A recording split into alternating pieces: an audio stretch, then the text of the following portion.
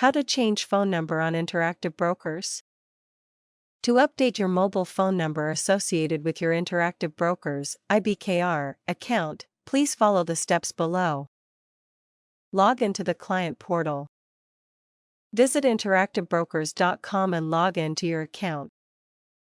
Access user settings. Click on the settings icon.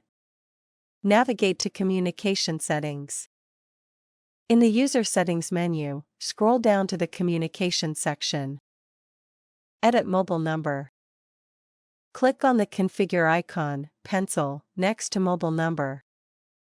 Update your number.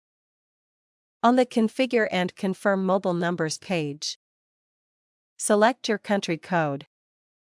Enter your new mobile number. Click continue. Verify the new number. After entering your new number, click verify. A verification code will be sent via SMS to your new number.